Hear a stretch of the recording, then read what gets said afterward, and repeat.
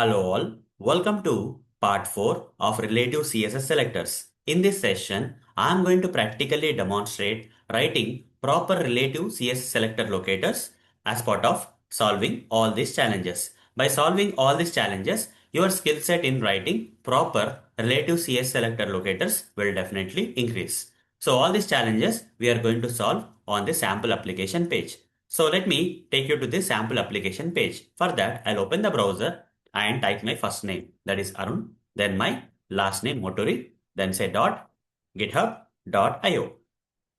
Then press enter. You'll be taken to this page. Now right click on this page and select inspect option. You'll get the Google Chrome DevTools here.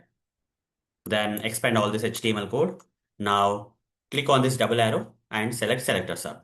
Now here we are going to write the proper relative CSS selector locators. Okay. So as part of solving all these challenges. First challenge, locate all the paragraph tags. So if you observe this HTML code, in this HTML code there are only two paragraph tags. Now how to write a proper relative CSS selector locator for locating all the paragraphs on this page? Which tags will the paragraphs will have generally? P tags. Just type P. Okay, this is a proper relative CSS selector locator for locating all the paragraphs on this page. Now press enter, you see there are two paragraphs on this page and this two or both of these paragraphs are getting located. First paragraph, second paragraph. First and second are getting located here. Two elements matching.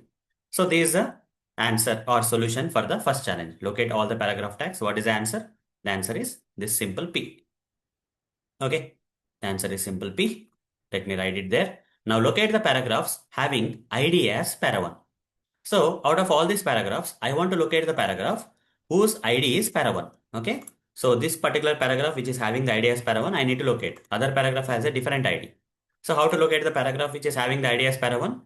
So here we need to write a proper relative CS selector locator. P, first you have to type P, tag name, after that square bracket. And then I need to provide the attribute name that is ID and whose value should be para1. Okay. Here ID should have the value as para1. ID is equal to in single quotes para1. Press enter. Is it getting located? The required paragraph is getting located. Yes, the required paragraph is getting located. The paragraph which is having the ID as para1 is getting located. Okay. So this is the solution, right? Fine. Let me write the solution here. So if you have to write the proper relative CSS selector locator for locating the paragraph which is having the ID as para1, you have to write like this. Or there's one more way, guys. Okay. For ID, there's a shortcut symbol in CSS selectors. What is that? Instead of writing like this, square brackets and all, you can simply write p hash para1, which is also similar to the p square bracket. Instead of writing p square bracket ID is equal para1, you can also write p hash. Okay, the paragraph tag. Okay, the element which has a paragraph. The element which has a p tag and whose ID attribute value is para1. Okay, here hash stands for ID attribute. Okay, so like this also you can write. So this is possible in CSS selector locators. So either this one you can write or this is also an answer. P hash para1 is also an answer. Okay. So if you want the optimized shortest kind of thing, you can go with p hash para1. And if you want to write the, readability, if you are preferring, you can go with this. Okay. Either people can write this one or this one, up to them. Okay. It's not compulsory to use hash. You can either go with hash para1 or square bracket ID is equal to para1. Anything you wish. Fine. Next one. So any tag having ID as para2. Here, for solving the third challenge, here they have not given the type of the element. Here they said locate the paragraph. They said paragraph elements will generally have the p tags, but here any tag. They didn't give the element, what type of element, whether it is paragraph or p tag, they didn't give. Simply they said any tag. So if they don't give the tag name, but what they have given, any tag having IDs, they have given the attribute name and whose value also they have given. So if they have not given the tag name, you can simply write square brackets here. Before the square bracket, don't provide any tag name. That means any tag. Inside the square brackets, you provide ID attribute they provided is equal to is value also they provided. Inside the single quotes, you write para2. Okay, you don't have to specify the tag name here because in this particular challenge that we need to solve, they said any tag. So as part of any tag, you don't have to provide the tag name. That means any tag. Press enter. You see this particular paragraph, okay, having the ID as para2 is getting located. Okay, it can have any tag. This particular element in this on this web page has the ID as para2. Here tag name doesn't matter. Okay, so this is the answer, guys. This is the answer. So the answer is like this. ID is equal to para2, or is there any shortcut way of writing this similar thing? So we can write in a different way, guys. Okay, instead of putting this in square brackets and ID attribute, instead of specifying, what we can do, simply directly write hash stands for ID attribute whose value should be para2, right? Okay, they asked it to locate any element and locate an element which has any tag having the ID as para2. So hash means ID. Para2 is the attribute value. Press enter. Same thing will happen. The same paragraph tag element on this particular web page which is having the ID as para2. Here tag name doesn't matter. Any type of element which is having the ID as para2 is getting located. This is shortcut way, guys. Either you can write square bracket ID is equal to para2, or you can also write hash para2 as a shortcut. Okay, if you want the simplest thing, you can go with this. If you want readable things, you can go with this. Okay, both are fine. Now look at the paragraph. They gave the type of element. The paragraph will generally have the which type of tags? P tags. So first we have to enter P.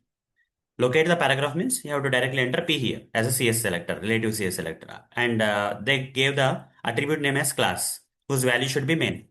Okay. So class is attribute name is equal to, in single quotes, give the value, attribute value. Press enter. Okay, so this is the answer. So we have successfully located the paragraph which has a p tag and whose class attribute value is main, which is nothing but the first paragraph here. So paragraph tag which is having the class as main got located. So this is the solution. So let's give the solution here. Is there any shortcut way for this? Is there any shortcut way for this? Yes, there is shortcut way. For ID it is hash. For class it is dot. So here instead of writing p square bracket and all, you can simply say p dot main, which is also same. Press enter. Again, the same paragraph is getting located, guys. The paragraph which is having the class attribute value as main is getting located. Here main is attribute value. Here dot stands for class attribute. For ID we have hash symbol. For class we have dot symbol. Okay. So this is either you can use this as a solution or this also has a solution. Okay. Both are the solutions for the same challenge. So if you want the simplified one, simplest one, you can go with this. If you want the readable one, you can go with this. Both are correct. Now let's go with the next one. Again, they are saying any tag. They are not giving any particular type of element or tag name they are not giving. So we don't have to specify any tag name here. Okay. In the CS selectors, I'm not going to specify any tag name. But they specified the attribute name and value. So here we have to write square bracket class is equal to single quotes main. Any tag. So we don't have to specify the tag. Press enter. You see? The element on this web page, it can be paragraph tag, any type of element on this web page which has a class attribute values as a main is getting located. Okay. So class is equal to main is getting located. This particular element is getting located, guys. Okay. The first paragraph is getting located. So this is the thing. Fine. So this is the answer. And there is, can I write a simplified or short form of this one? Yes. Simply you have to write dot main. Dot means class attribute, whose value is main. Press enter. Same thing will happen.